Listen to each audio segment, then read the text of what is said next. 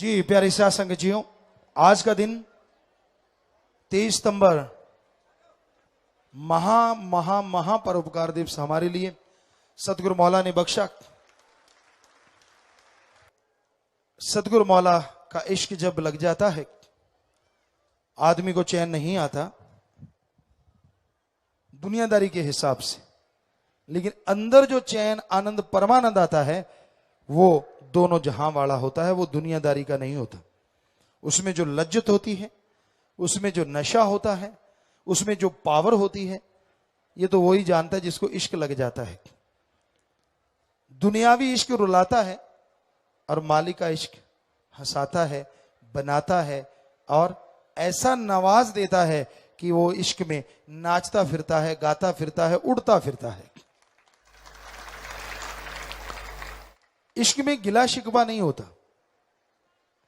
मुर्शिद अल्लाह वाहिगुरु राम से जब इश्क लग जाता है तो उसमें गिले शिकवे मिट जाया करते हैं।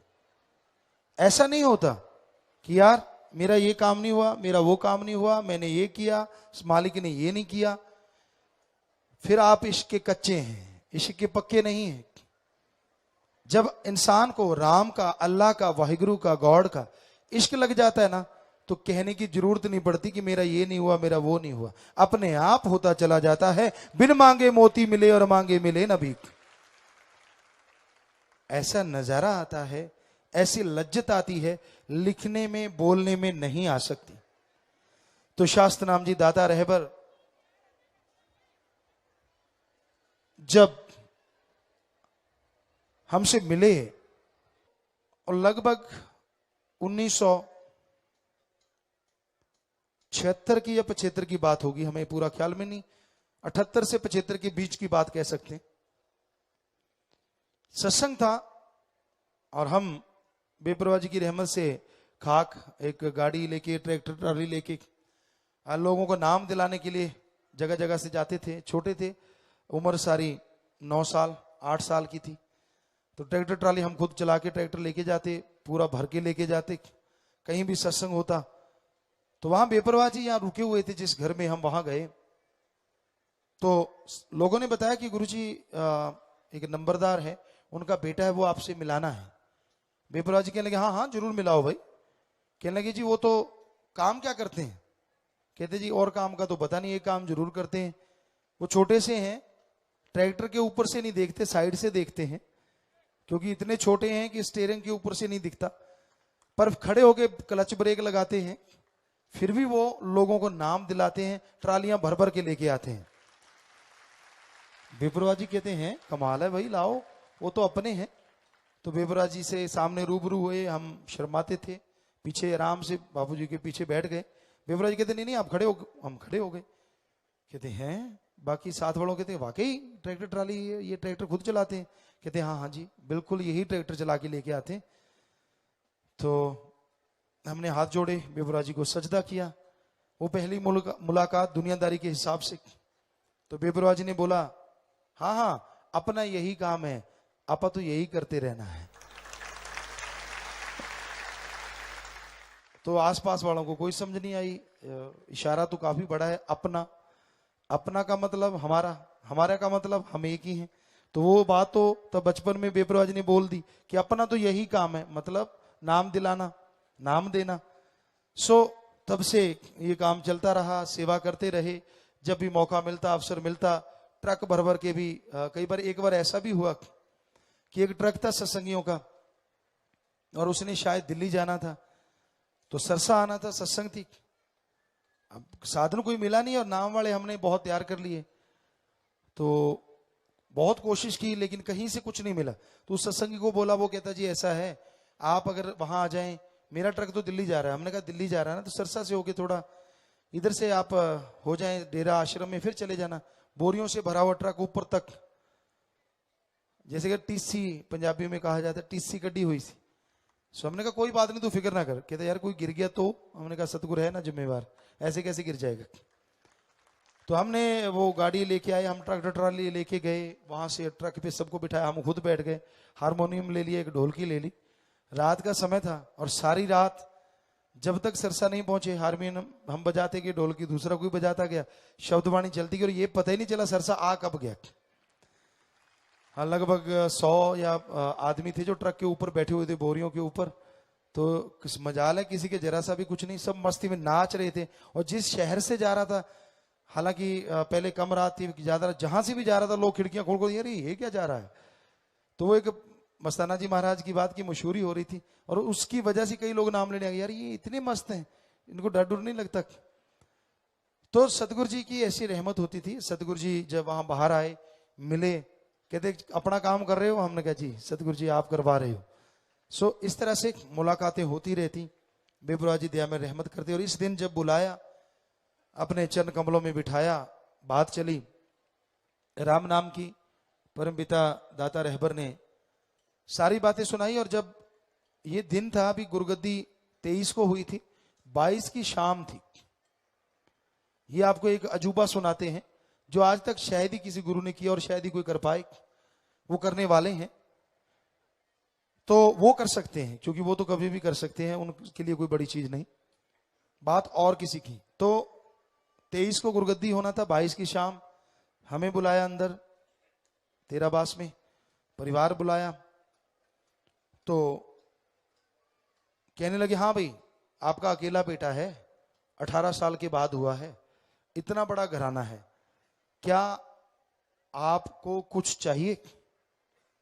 जो चाहिए बताओ। तो बापूजी ने हाथ जोड़े, कहते जी हमें चाहिए क्या? कहते एक कमरा दे दो आश्रम में, सारा घर भी आप ले लो और जमीन जायदाद भी आप ले लो, हमें एक कमरा दे दो ताकि हम आपके और इनके दर्शन करते रहें, हमें और कुछ नहीं चाहिए, बस एक कमरा दे दो। तो बेपरवाह जी बरागे में आए, कहने लगे वाह आपने मांगा भी तो क्या मांगा, तो आपको आशीर्वाद, आप आएंगे दर्शन कर जाया करना, हम आपसे कुछ नहीं लेंगे, आगे आपसे वो दौलत ले ली है जो कहा नहीं जा सकता, क्योंकि एक ही बेटा हो और इतना बड़े घराने में, और वो ही हमने लिया। बेपरवाह जी ने फरमाया आपसे और क्या कुर्बानी लेंगे हम। तो फिर बेपरवाह जी कहने लगे हम इनकी झोली में दोनों जहान की दौलत अभी डाल दी। और ये शायद किसी गुरु पीर फकीर ने गुरुगद्दी से पहले कभी नहीं किया जो गुरु मुर्शिद कामिल ने किया। गुरुगद्दी बाद में, रूहानियत की सारी ताकत झोली में पहले डाल दी, क्योंकि उनको पता था हम थे, हम हैं, हम ही रहेंगे। कोई परीक्षा की बात नहीं, कोई ऐसी बात नहीं, कुछ नहीं, सीधा बुलाया। और ये चीज, और ये क्योंकि जब भी हम घर पे होते थे एहसास गर्व से था। और आपको बताएं साथ संगत जी, आपको झूठ लगेगा, मालिक के जिनको दृढ़ यकीन है उनको सच लगेगा, जो नए जीव में हो सकता है उनको लगे कि ये झूठ हो सकता है। हमें गर्भ में भी पता है कि सतगुरु से कैसे प्यार था और कैसे जुड़े हुए थे। गर्भ की बातें याद हैं, गर्भ की चर्चा याद है, माता जी क्या बोलते थे और हम क्या सुना करते थे। यकीन आपको आए ना आए वो एक अलग चीज है, लेकिन 100% हम एक ग्रंथ लिख रहे हैं, बायोग्राफी या ऑटोबायोग्राफी, जो भी आप उसका नाम रखें। तो प्यारी साथ संगतियों, दृढ़ यकीन रखा करो, दृढ़ यकीन होना चाहिए। हम अपनी बात आपको सुनाते हैं, हम कोई भगवान नहीं, कुछ भी नहीं, इंसान है, और वो सतगुरु मौला की रहमत है, वो भगवान है। और जब वो बुलाते हैं तो वो बुलाते हैं, हम तो कुछ भी नहीं, खाक है। हम एक बार सुबह की मजलिस थी, सत्संग 12 बजे गुरु जी के दर्शन किए और चल पड़े। बात नहीं हुई, दिल में कसक थी कि यार आज अपने महबूब से बात नहीं हुई। गाड़ी थी, ओपन गाड़ी थी मिलिट्री वाली, हम उस गाड़ी को लेके जा रहे थे। वहां से लगभग 3 घंटे का रास्ता गुरु सरमोडिया का रहा होगा, शायद 3-4 घंटे का रास्ता सरसा से। और गुरु सरमोडिया से पहले गांव आता है सूरावाड़ी, उसका नाम है, 4-5 किलोमीटर वहां से गुरु सरमोडिया है। वहां आके जब हम पहुंचे तो लगभग 2 बजे थे या 3 बजे थे, याद नहीं। अचानक ख्याल है कि नहीं ऐसा ठीक नहीं है, फिर भी चलो चलते हैं। घर गए करते कराते कि चलो वापस चलते हैं। साथ में 2 लोग थे, शायद नाम ध्यान में नहीं, तो उनको छोड़ने कि चलो छोड़ने चलते हैं उनको बस स्टैंड पे। पर अचानक ख्याल आया कि नहीं यार आज बात नहीं हुई। उनको छोड़ने आए और सीधे सरसा ही आ गए कि नहीं यार आज बात करके छोड़ेंगे चाहे कुछ भी हो जाए। तो जब सरसा पहुंचे तो 7-8 बज गए शाम के।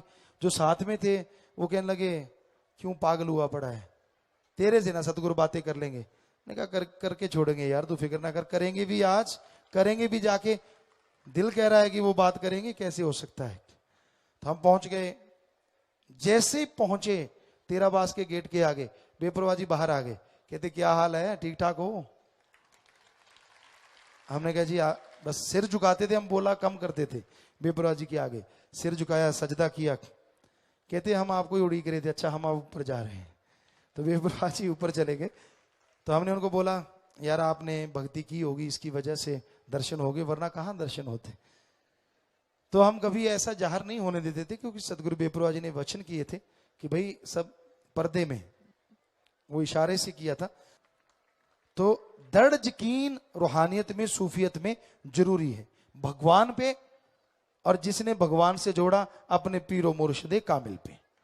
दुनिया कुछ भी कहती फिरे, जिसको दृढ़ यकीन आ गया और उसने सुमरन कर लिया, भक्ति कर ली, हम आपको गारंटी देते हैं, साईं मस्ताना जी महाराज के वचन है, ना अंदर कमी रहेगी ना बाहर कमी रहेगी। सच्चे सौदे की मुरीद अंदर बाहर से माला माल हो जाएंगे। और हम आपको गारंटी देते हैं, यहां देखिए आप थोड़ी साथ संगत, थोड़े सेवादार हैं, जिन्होंने बचनों पे रह के सुमन किया, थोड़ी थोड़ी सेवा भी की, हम उनसे पूछते हैं क्या उन्हें कोई अंदर बाहर कमी रही, हाथ खड़ा करके बताएं जो माला माल हुए हैं। जो नए भाई आए हैं जरा देख सकते हैं, बहनों की तरफ भी, जो अंदर बाहर से माला माल हुए गुरु मंत्र के बाद, वो हाथ खड़ा करके बताएं। आप देख सकते हैं, हालांकि ये सेवादार नहीं, साथ संगत है, उतनी सेवा कर भी नहीं पाए होंगे बहुत सारे, लेकिन फिर भी देखिए सबके हाथ खड़े हैं, कितने माला माल हुए सदगुरु मौला से। तो साईं मस्ताना जी महाराज के वचन, अंदर बाहर कोई कमी नहीं रहेगी सच्चे सौदे के मुरीद को, और ना है और ना रहेगी। और ये वचन ज्यों के त्यों रहेंगे। हाथ नीचे कर लें बेटा, आशीर्वाद आशीर्वाद बेटा। तो लोग कहते क्या दिया, इनसे पूछो क्या नहीं दिया। जिसको जिंदगी मिल गई उसको और क्या चाहिए, क्या कुछ और हमने नहीं दिया। हमारे पास ऐसा कुछ नहीं भाई, हमारे पास राम का नाम, वो आपके हाथ में दे देते हैं, पक्का करवा देते हैं जुबान से। दृढ़ यकीन रखो अपने फकीर पे कि गुरु ने नाम दिया वो पक्का है, और सुमन करो तो फिर भगवान देता है। और जब वो देने पे आता है, अरे कैंसर क्या, जब शरीर वो बनाने वाला है, एक पल में यूं निकाल देगा जैसे मक्खन में से बाल निकाल देते हैं, पता तक नहीं चलता। तो ये मालिक के इश्क का कमाल है, सच्चे राह पे चलने का कमाल है, दृढ़ यकीन का कमाल है। दृढ़ यकीन होना चाहिए, जिनको दृढ़ यकीन होता है उनको कोई अंदर बाहर कमी नहीं आती। ये साईं जी के वचन है, ना कमी आई ना कमी आएगी, ये हकीकत। तो प्यारी साथ संगत जियो, दृढ़ यकीन रखा करो और उसी के अनुसार चला करो।